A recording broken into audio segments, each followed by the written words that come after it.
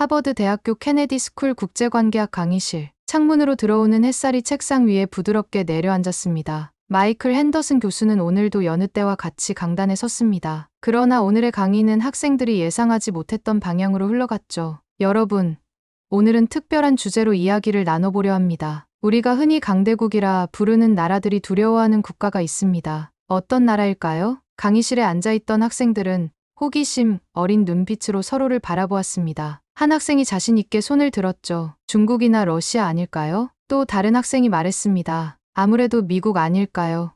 교수님? 핸더슨 교수는 미소를 지으며 고개를 저었습니다. 여러분의 생각은 충분히 이해합니다. 하지만 제가 오늘 말씀드리고 싶은 나라는 바로 한국입니다. 순간 강의실은 정적에 휩싸였습니다. 흥미롭지만 의아한 표정으로 가득 찬 얼굴들이 교수를 바라보고 있었죠. 한 학생은 눈썹을 찌푸리며 작게 속삭였습니다. 한국이요? 네, 맞습니다. 한국입니다. 믿기지 않으시나요?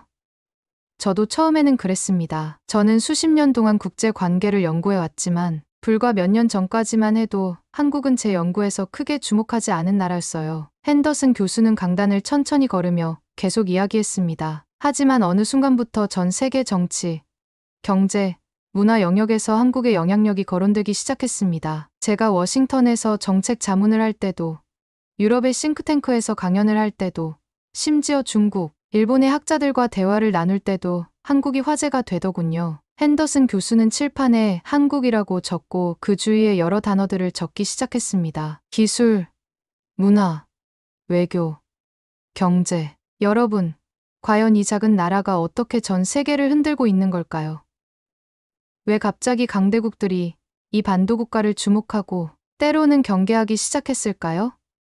오늘 우리는 함께 그 이유를 탐구해 보겠습니다. 학생들의 눈빛이 달라졌습니다. 처음에 의아함은 호기심으로 바뀌었고 강의실은 새로운 에너지로 가득 찼죠. 저는 지난해 서울을 방문했습니다. 그곳에서 본 것은 제가 알던 한국의 모습이 아니었어요. 첨단 기술로 가득 찬 도시, 세계 각국에서 온 젊은이들로 북적이는 거리, 그리고 눈에 보이는 자신감. 이것이 바로 오늘 제가 여러분께 들려드리고 싶은 이야기의 시작입니다. 핸더슨 교수는 프로젝터를 켜고 서울의 야경 사진을 보여주었습니다. 화려한 네온사인과 미래적인 건물들로 가득한 도시의 모습에 학생들은 감탄했죠. 이제 우리는 한국이라는 나라를 단순히 지리적 위치나 인구수, GDP 같은 숫자로만 판단할 수 없게 되었습니다. 그 이상의 무언가가 있기 때문이죠. 그 무언가가 무엇인지 오늘 함께 알아보도록 하겠습니다. 한국에 대한 인식은 시간이 흐르며 크게 변화했습니다. 핸더슨 교수는 자신이 학생이었던 시절을 회상했습니다. 제가 대학생이었던 80년대만 해도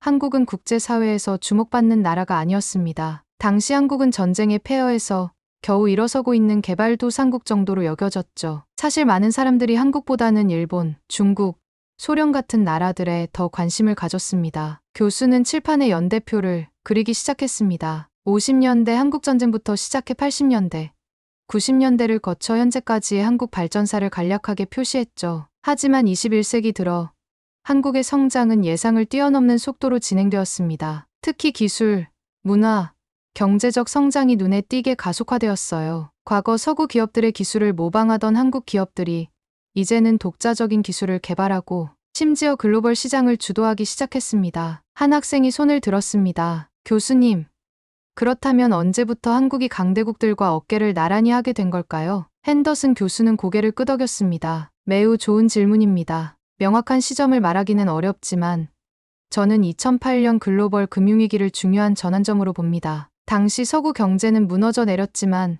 한국은 빠르게 회복했죠. 이 과정에서 많은 국가들이 한국의 경제 구조와 위기 관리 능력에 주목하기 시작했습니다. 교수는 이제 프로젝터에 세계 여러 대기업의 로고들을 띄웠습니다. 그중 한국 기업들의 로고가 유독 눈에 띄었죠. 불과 수십 년 만에 한국은 강대국들도 쉽게 무시할 수 없는 나라가 되었습니다. 세계 최대 전자기기 제조사, 최첨단 반도체 기술, 세계를 선도하는 배터리 기술, 이런 분야에서 한국 기업들이 선두에 서게 되었어요. 강의실은 이제 완전히 핸더슨 교수의 이야기에 집중하고 있었습니다. 학생들은 열심히 메모를 하거나 호기심 어린 눈빛으로 교수를 응시했죠. 더 놀라운 것은 한국이 단순히 경제적 성장에만 머물지 않았다는 점입니다. 테크놀로지, 외교, 그리고 특히 문화 영역에서 그들의 영향력은 더욱 두드러졌습니다. 핸더슨 교수는 이제 화면에 서울의 강남역 사진을 보여주었습니다. 수많은 사람들로 북적이는 거리, 첨단 기술이 적용된 건물들, 그리고 활기찬 도시의 모습이 학생들의 시선을 사로잡았죠. 특히 주목할 점은 한국의 소프트 파워입니다. 과거 미국의 문화적 영향력이 전 세계를 주도했다면 이제는 한국의 문화적 영향력이 급부상하고 있습니다. 이건 단순한 유행이 아닙니다. 깊은 문화적 파급력을 가진 현상이죠. 한 여학생이 자신의 경험을 나누었습니다. 사실 저도 한국 드라마를 정말 좋아해요. 처음에는 단순한 호기심으로 시작했는데 어느새 한국어도 배우고 있고 한국 역사와 문화에 대해서도 공부하게 됐습니다. 핸더슨 교수는 미소 지었습니다. 바로 그겁니다. 여러분도 이미 한국의 영향력을 직접 경험하고 있는 거죠. 그런데 더 흥미로운 사실은 이제 실리콘밸리의 테크 기업들도 한국의 기술과 혁신 방식을 배우기 위해 노력하고 있다는 점입니다. 과거 한국이 미국의 기술을 배우기 위해 노력했다면 이제는 그 관계가 일방적이지 않게 되었습니다. 교수는 이제 칠판에 SOFT, POWH 단어를 적었습니다. 한국이 강대국들 사이에서 특별한 위치를 차지하게 된 비결은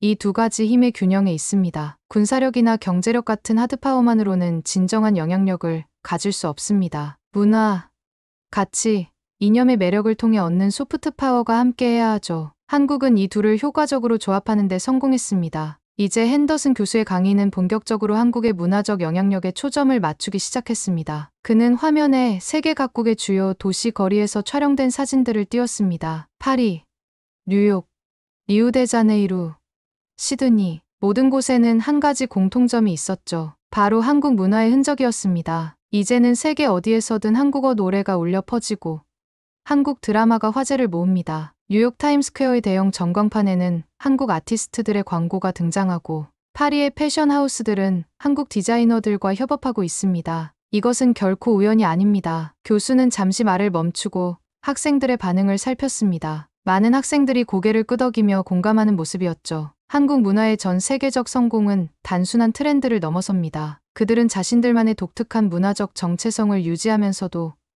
세계적인 공감대를 형성하는 콘텐츠를 만들어냈습니다. 이건 정말 놀라운 성취입니다. 한 학생이 궁금한 듯 손을 들었습니다. 교수님, 그런데 한국 문화가 왜 갑자기 이렇게 인기를 얻게 된 걸까요? 분명 다른 아시아 국가들도 비슷한 시도를 했을 텐데요. 핸더슨 교수는 이 질문에 기다렸다는 듯이 반응했습니다. 매우 좋은 질문입니다.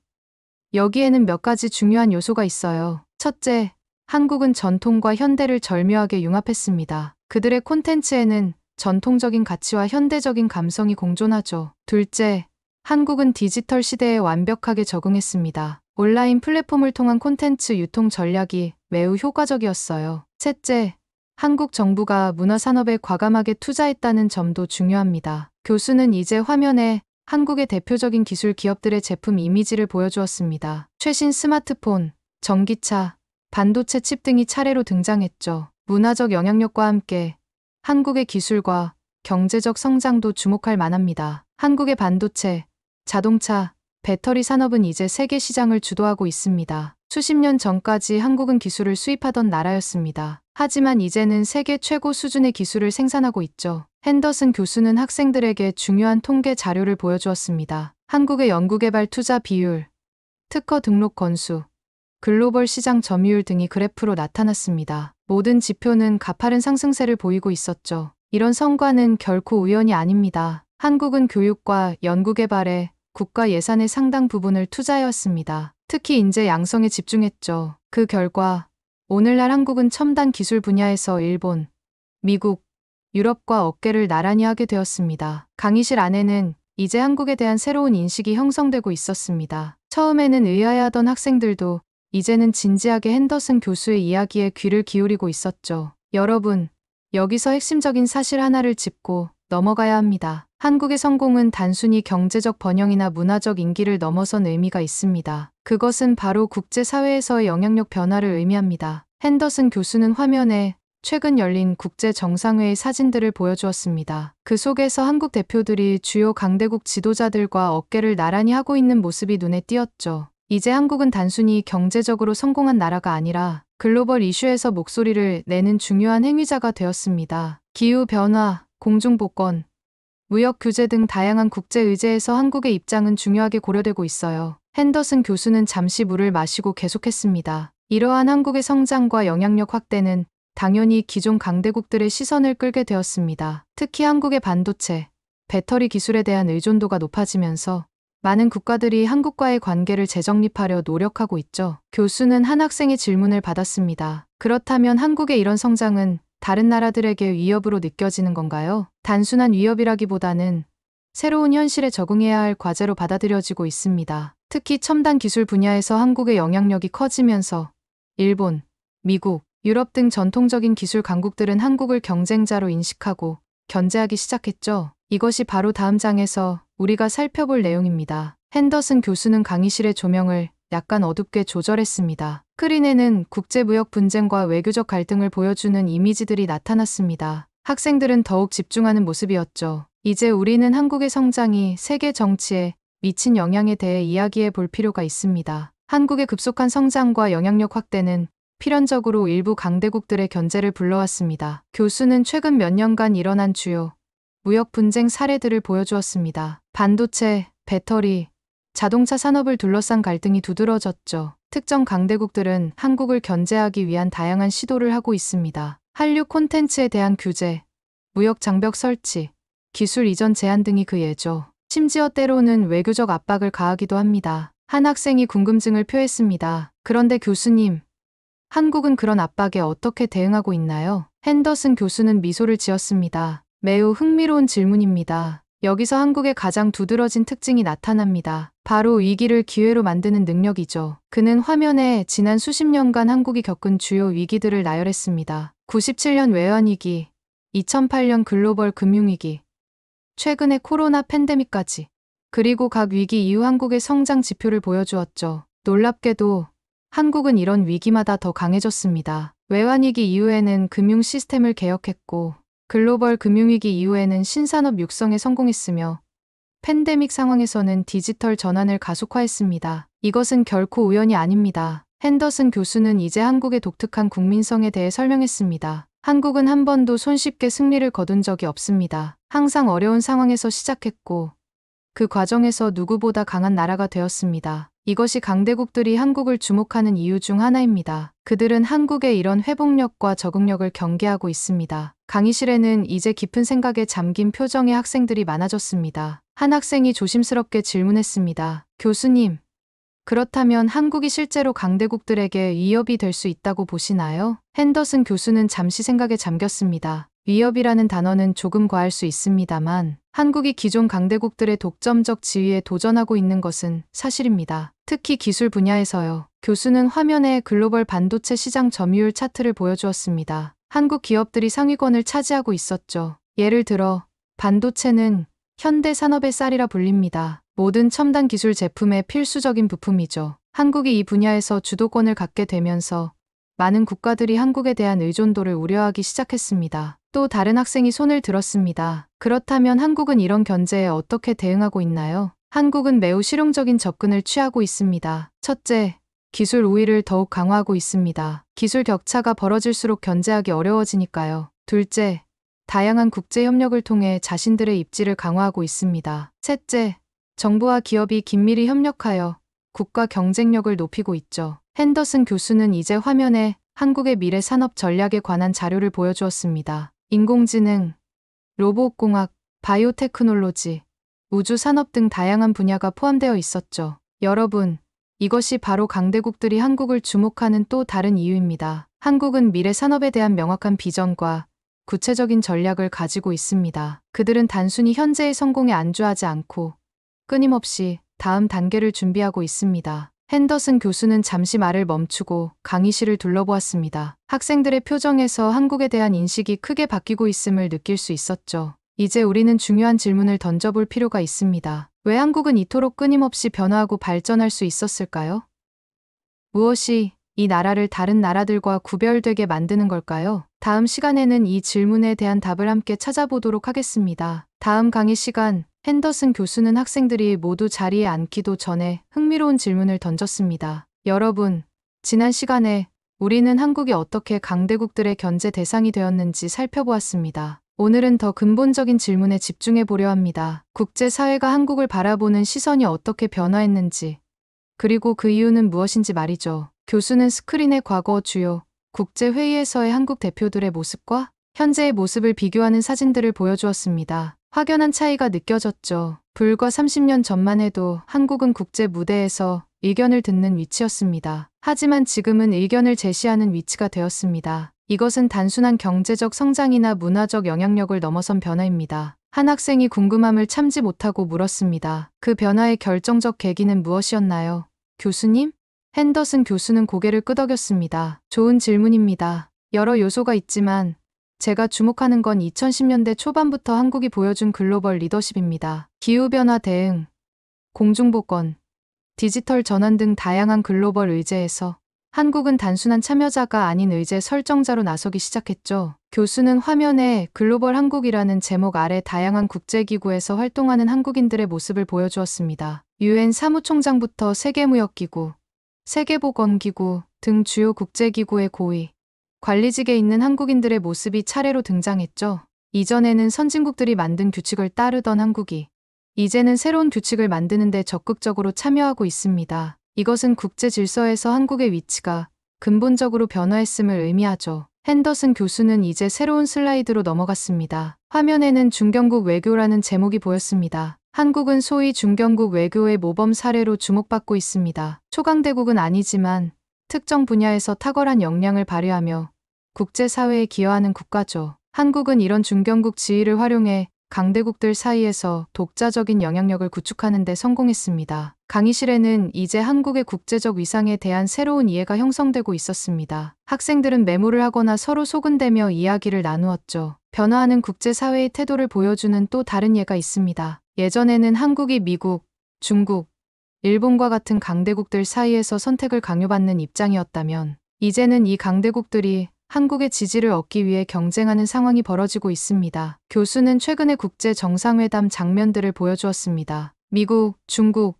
일본, 유럽연합 등 주요 강대국 지도자들이 한국 대표와 만나는 모습이었죠. 이제 한국은 세계 경제와 외교에서 주도적인 역할을 하고 있습니다. 특히 디지털 전환, 그린 에너지, 공중보건 등 미래 지향적 분야에서 한국의 목소리는 점점 더 중요해지고 있죠. 한 학생이 손을 들고 물었습니다. 교수님, 그렇다면 이러한 한국의 위상 변화는 다른 개발도상국들에게 어떤 의미가 있을까요? 핸더슨 교수의 눈이 반짝였습니다. 아주 중요한 질문입니다. 한국은 이제 많은 개발도상국들에게 롤모델이 되고 있습니다. 식민지배, 전쟁, 독재, 빈곤을 겪었음에도 불구하고 민주주의와 경제 발전을 동시에 이룬 드문 사례니까요. 교수는 화면에 다양한 개발도상국의 지도자들이 한국을 방문하는 모습을 보여주었습니다. 그들은 한국의 발전 모델을 배우기 위해 왔다는 설명이 함께 나왔죠. 한국은 이제 한국형 개발 모델을 전파하면서 국제사회에서의 영향력을 더욱 확대하고 있습니다. 단순히 경제 원조를 제공하는 것이 아니라 자신들의 경험과 노하우를 공유하는 방식으로요. 핸더슨 교수는 이제 강의의 방향을 약간 바꾸었습니다. 여러분, 한국의 사례가 국제관계 이론에 주는 함의도 생각해 볼 필요가 있습니다. 전통적인 국제관계 이론은 주로 강대국들의 행동을 설명하는 데 집중해 왔습니다. 하지만 한국과 같은 중견국의 성공은 우리에게 새로운 시각을 제공합니다. 핸더슨 교수는 이제 강의의 초점을 아시아 지역으로 좁혔습니다. 특히 한국과 일본의 대비에 관한 내용이었죠. 오늘은 특별히 한국과 일본, 두 나라의 차이점에 대해 살펴보려 합니다. 이 두 나라는 지리적으로 가깝고 역사적으로도 밀접한 관계를 맺어왔지만 현재 그들의 발전 궤적은 매우 다른 모습을 보이고 있습니다. 교수는 화면에 한국과 일본의 경제 성장률, 청년 창업 비율, 글로벌 문화 영향력 등을 비교하는 그래프를 띄웠습니다. 대부분의 지표에서 한국이 상승세를 보이는 반면 일본은 정체되거나 하락하는 추세였죠. 일본은 한때 아시아의 경제 강국으로 세계 경제의 둘째가는 규모를 자랑했습니다. 80년대와 90년대 초반까지만 해도 일본의 경제적 영향력은 절대적이었죠. 하지만 현재는 장기적인 경기 침체와 인구 감소로 변화의 기로에 서 있습니다. 핸더슨 교수는 다음 슬라이드로 넘어갔습니다. 이번에는 도쿄와 서울의 도시 풍경을 비교하는 사진이었습니다. 반면 한국은 끊임없는 혁신과 개방성을 바탕으로 빠르게 성장하고 있습니다. 특히 디지털 전환과 문화 콘텐츠 분야에서 한국의 성과는 주목할 만합니다. 한국 기업들은 변화하는 시장 환경에 빠르게 적응하며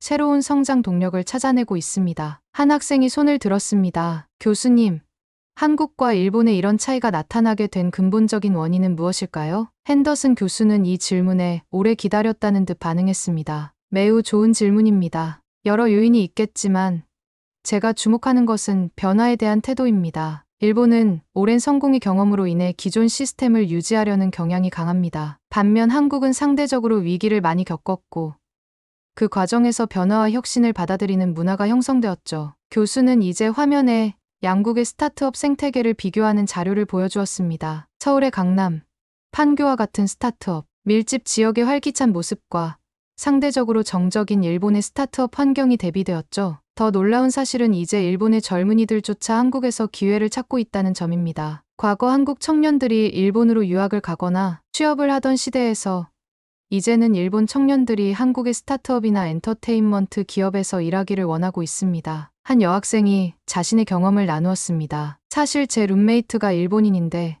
그녀는 한국 드라마 제작사에서 인턴십을 하기 위해 하버드에 지원했다고 해요. 정말 흥미로운 변화 같아요. 핸더슨 교수는 고개를 끄덕였습니다. 바로 그런 사례들이 늘고 있습니다. 이것은 단순한 유행이 아니라 두 나라의 위상 변화를 보여주는 중요한 신호죠. 교수는 이제 두 나라의 인구 구조와 사회 문화적 특성을 비교하는 데이터를 보여주었습니다. 일본과 한국 모두 저출산, 고령화라는 심각한 인구 문제에 직면해 있습니다. 하지만 이에 대응하는 방식에서도 차이가 나타납니다. 한국은 이민 정책과 다문화 수용에 상대적으로 적극적인 변화를 시도하고 있습니다. 물론 아직 충분하진 않지만 변화의 방향성은 분명하죠. 핸더슨 교수는 잠시 말을 멈추고 강의실을 둘러보았습니다. 학생들의 눈빛에서 높은 관심도를 읽을 수 있었죠. 여러분, 우리가 한국과 일본을 비교하는 이유는 단순히 두 나라의 우열을 가리기 위함이 아닙니다. 이것은 국제사회에서 영향력을 유지하고 확대하기 위한 전략적 선택의 차이를 이해하기 위함입니다. 교수는 이제 화면에 세계 주요 도시의 청년 문화 트렌드를 보여주는 이미지들을 띄웠습니다. 서울발 트렌드가 압도적인 영향력을 보여주고 있었죠. 특히 주목할 점은 한국이 문화적 소프트 파워를 통해 국제적 영향력을 확대하는 방식입니다. 이것은 전통적인 군사력이나 경제력과는 다른 새로운 형태의 국가 경쟁력을 보여줍니다. 핸더슨 교수는 강의를 마무리하며 학생들에게 질문을 던졌습니다. 여러분, 이러한 한국과 일본의 대비가 국제 관계에 어떤 함의를 가진다고 생각하십니까? 그리고 다른 국가들, 특히 미국은 이로부터 어떤 교훈을 얻을 수 있을까요? 강의가 후반부로 접어들면서 핸더슨 교수는 강의실의 학생들 반응에 주목했습니다. 처음 한국을 언급했을 때와는 확연히 다른 분위기가 감지되었죠. 자, 여러분, 이제 우리의 논의가 어느 정도 진행되었는데요.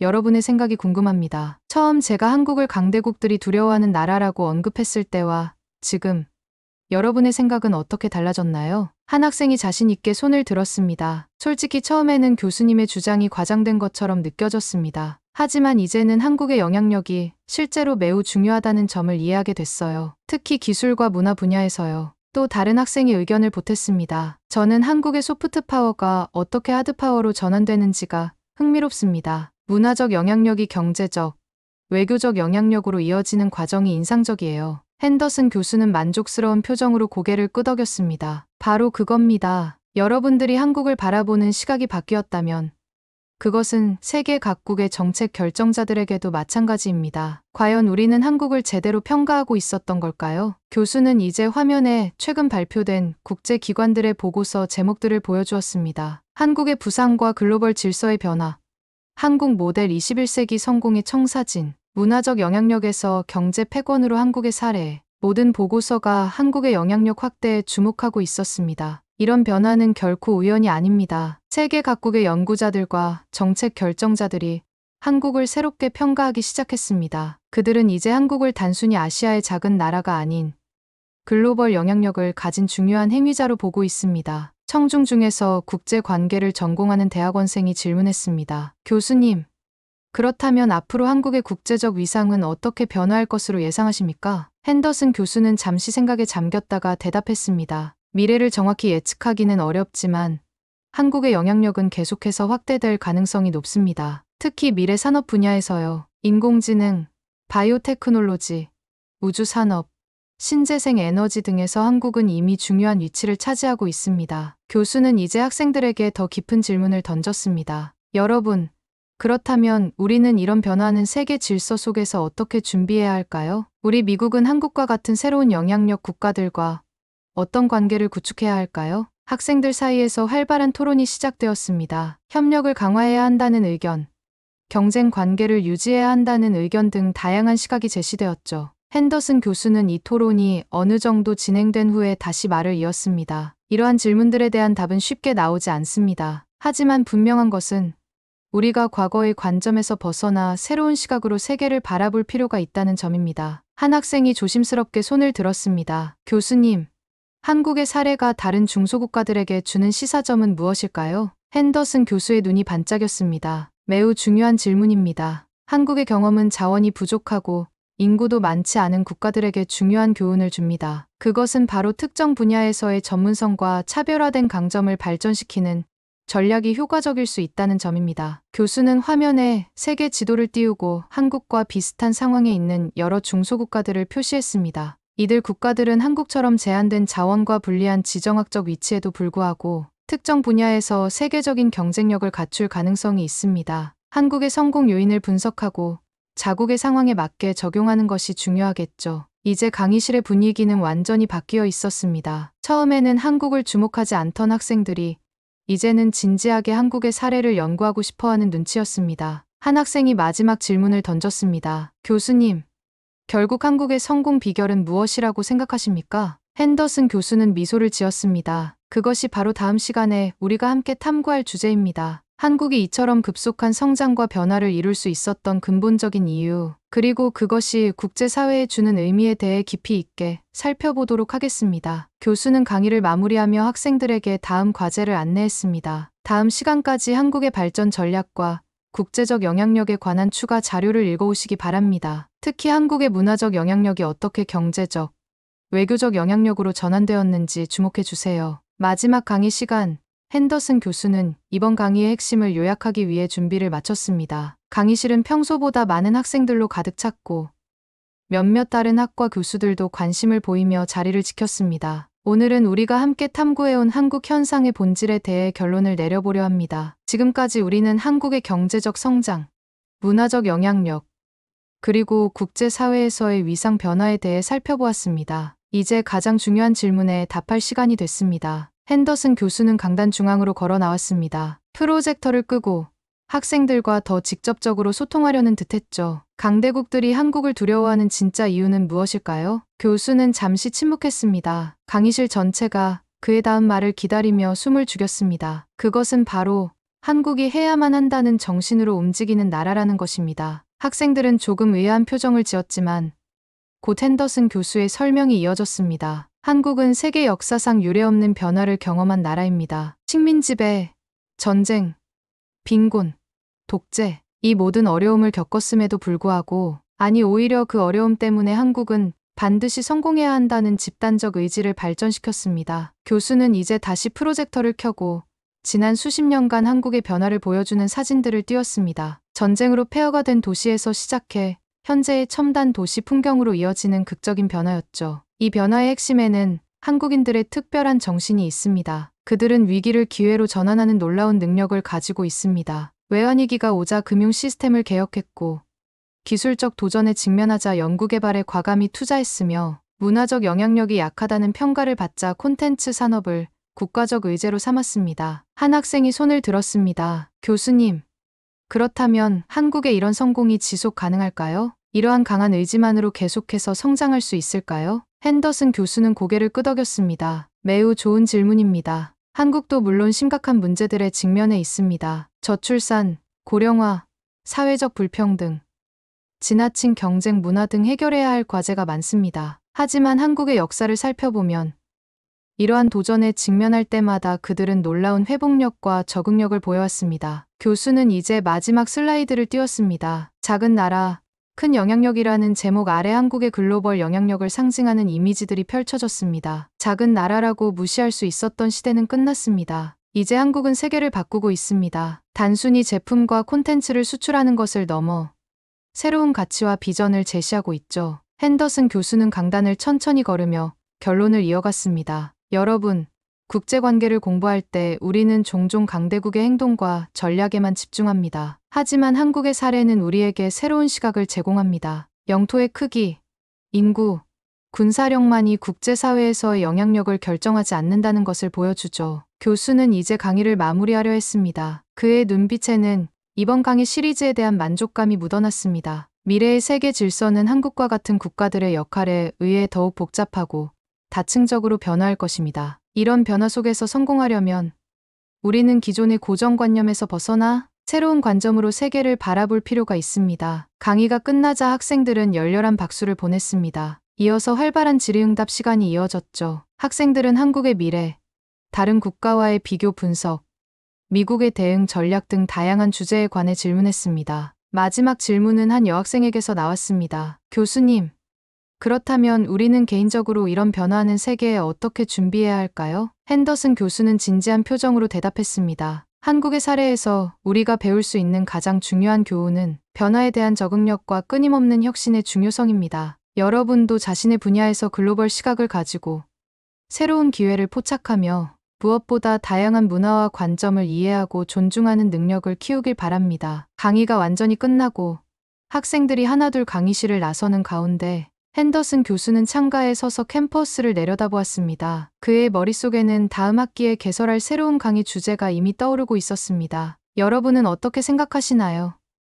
과연 한국이 앞으로 세계에서 어떤 역할을 하게 될까요? 그리고 우리는 이런 변화하는 세계 질서 속에서 어떻게 우리의 위치를 찾아야 할까요? 이 질문은 강의실을 떠나 각자의 길을 가는 학생들의 마음속에 깊이 새겨졌습니다. 한국이라는 작은 나라가 보여준 큰 변화의 이야기는 이제 하버드 학생들의 세계관을 바꾸는 계기가 되었습니다. 사연 어떻게 들으셨나요?